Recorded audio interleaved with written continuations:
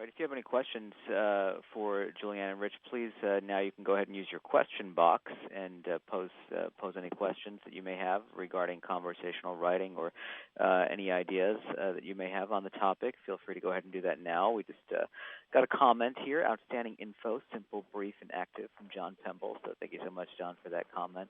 But anyone, any questions? Now's the time to pose them. Use the question box on your control panel. Otherwise, as you see here, the PRNDI conference is June 23rd through the 25th. Please go to PRNDI.org and check out our tentative schedule, as well as everything else we have to offer in pre-conference training sessions. And here are some questions. I don't understand fully the part about dignitaries. When I hear on NPR saying Mr. Obama, I just think that sounds a little not too formal, because saying the president is certainly formal. I believe we need to maintain a certain level of formality in the newscast realm and when we're speaking about dignitaries. But to me, I don't prefer to say Miss. Why not say Mrs.? Do you ever say Mrs. Clinton on the air? I don't know. Does NPR do that? That would just sound weird. I think they just do it. If I just interrupt here for 1 second, I think NPR just does it just for the President of the United States, just as a kind of a gesture of, his office, but just for the President. Do they do it for Angela Merkel? No, I think it's just for the President of the U.S., but I'm not sure of their standards. So. Here's another question. Yeah, Go ahead, Julianne, sorry. No, next. Been told I use the word says too much. Is that possible? I personally don't think so. You don't think so? What do you think so, Richard? Well, if you look at your copy and you have you underlined it with a red pen and you have says in like every single sentence, I would say yes. The rhythm can get repetitive. Yeah. I think maybe you should revisit like what information you're curating for the story. If it's only he said, then she said, then he said, that could sound a little weird. But I don't think the answer there would be to put contends, explains, those other so-called synonyms. You're still going to sound like you're telling a bunch of gossip. You're still saying the same thing. Yeah. So maybe go ahead, Rich. This goes along the same lines. Go ahead. Sorry. Go ahead, Richard. I was just going to say that maybe your story may, if it's only about what someone says, as Julianne mentioned, that's probably not so much a story anymore. Or you need someone else to say something. Or you need some detail or some, color in the story as opposed to just what someone's saying. This next question is Context. along the same lines. What about using believes instead of says when the person is expressing their opinion? Again, I go back to how can you verify that? We're in the business of conveying, ideally, what we can verify, and we can't verify people's beliefs. I often say he says he believes. I just feel like that's that much more accurate. So I think that's more of an accuracy thing than a conversational thing.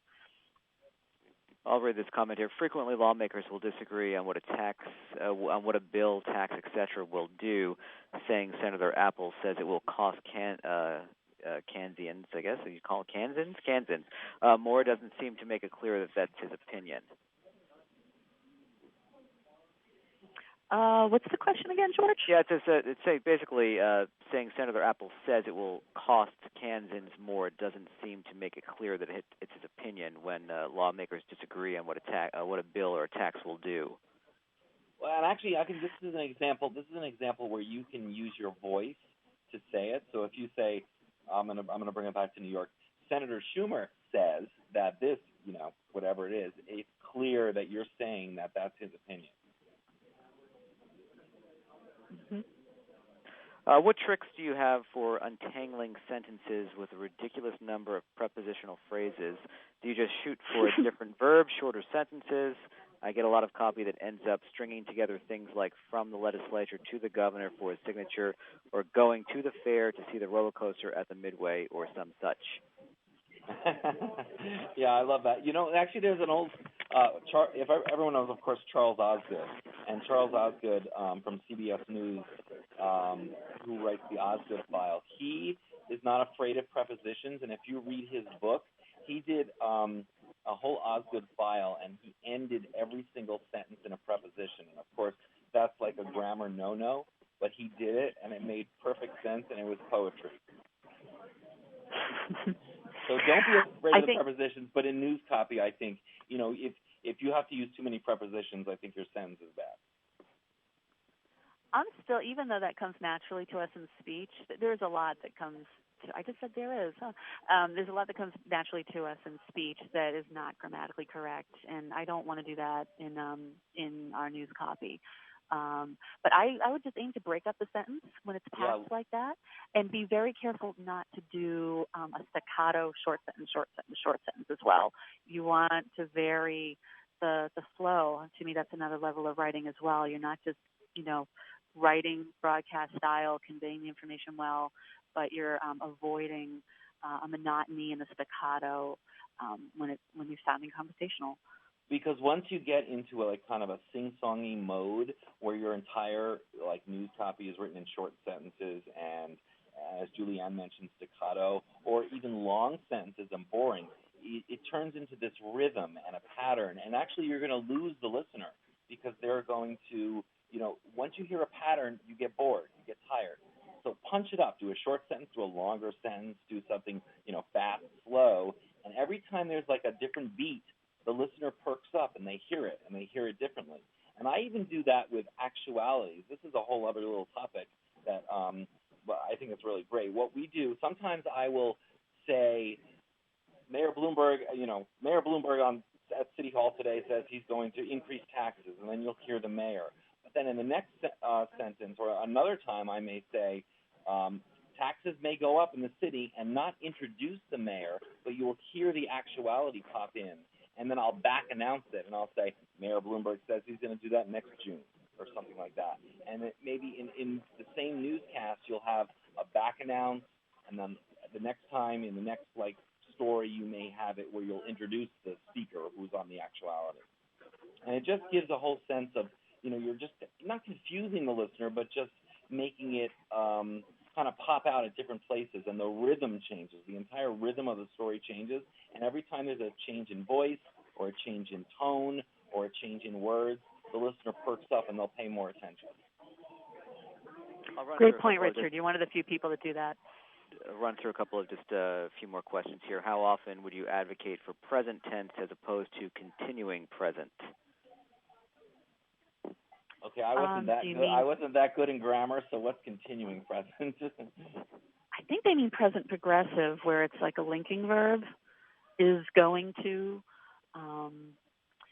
I guess sometimes to me, simple present tense sounds awkward.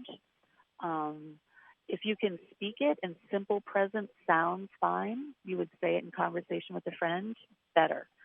But I find that the present tense truth the next day of the story often sounds best in present progressive. That's exactly what the question is referring to, says versus is saying, or, hosts versus is hosting. Ooh, pet peeve of mine there, is saying. I mean, there are some verbs I think you could make that don't sound as good using the simple version, but is saying, I don't know, is ever necessary. How about you, Richard? Yeah, I agree. It's just like saying. That's fine. Yeah. We're told never to use cliches. We're also told to be conversational. I, and most people I know, use cliches in conversation. That's how they came to be cliches. Only if they're good cliches, then you use them. If you can get a little chuckle out of it, then use it. In doses. Somebody's asking if you could back up to the Trump cuts in copy. The lead-in sentence to the reporter's bite should be edited toward the end. Never was, never has been. Also, there seems to be an overuse of the word official in the copy. Am I just being too picky? Well, I agree with the word official. Yeah. The point is, though, he talked this out. He didn't. I'm so sorry you can't hear it. So it wasn't written. He went into the studio and just spoke. And when we speak imperfectly. So that's another point about these debriefs, they're imperfect. They may have a little pause or an but they sound just like an interview or a talk show. So that's why that's there. And then, Julianne, that's a perfect example on how where something, you would speak kind of is not like print, but it sort of is like print. Mm-hmm. You urge rounding numbers. What are your thoughts on whether to just have fewer numbers in copy? Yay. I'm all for that, yeah. I'm totally for that. Especially, and people it's very don't hard, do math. And certain stories you have to use numbers. I mean, you can't get that's part of the news. But once you have a bunch of numbers, in a sense, when this comes through WNYC a lot, because people are very, they're into their stories and they want to get their facts right, and they have all these like very precise numbers. But people don't understand numbers when you hear them spoken out loud. But that's an example again where you can't reread and say how much. It's hard. That's one of the trickiest things to do. If we have to do numbers, I like percentages, 10% less, like bottom line it basically. Okay, so we'll end with a nice comment I think we have here of this training was just the right length and full of good pointers. So that brings me to thanking Julianne Welby and Richard Hake. Thank you to both of you for doing this for us today. My pleasure. Thanks, everyone, for joining us. Appreciate it. And hope to see you all at the end of June at the PRNDI conference. Again, PRNDI.org for all your information. May 23rd, the deadline to get a hotel room under the PRNDI rate. So see you all there. Hopefully have a good one. Bye-bye.